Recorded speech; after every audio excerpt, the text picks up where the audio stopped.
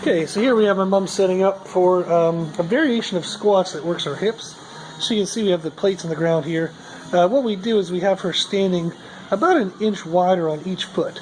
This is going to activate her hips more and take away some of her thigh strength during her squat. So let me come on over here and get you a good view. So she's going to work on, as she goes down, she's going to go through her breathing, bracing, she's going to get a tilt. She's going to now push her knees out and split the floor, then up.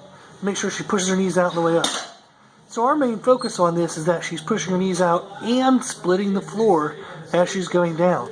This creates pressure and tightness in her hip muscles, and that's going to give her more hip strength coming out of the bottom of the squat. So like I said, we have her about an inch wider than she's used to, which is going to make her weaker, but this helps us target the hips. So this is a good way to work your hips while still getting the same movement mechanics of a regular squat. Okay, so here's another set of those squats, and kind of thing we were talking about in the break was the width that we chose. So like I said in the previous video, my mom only have about an inch wider on each foot, and that's because we already know the hips are weak. If you go too wide, it over challenges the hips and the person can't squat correctly. So what we would look for is, as she's squatting, can she get her knees to go outward and push towards her pinky toe and then stay over top her heel as she's squatting up. That means that the width we have is correct. So if she was coming down, her knees were caving in, or they were falling inside her ankle, ooh, there we go. So we saw a little bit of weakness on that one. So I'm going to prompt her to push her knees out harder on the way up. So she's going through her positionings. She's going to push her knees out, split.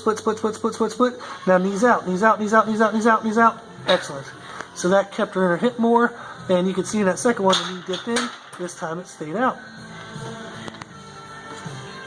Okay, so here's another set, and we were talking during the last break about having variations in the performance. So we had talked about the focus for my mom here is the hips, and we're trying to get her to push her knees towards her pinky toes and split the floor with her feet as she goes down. This activates her hips and gives her more power as she comes up.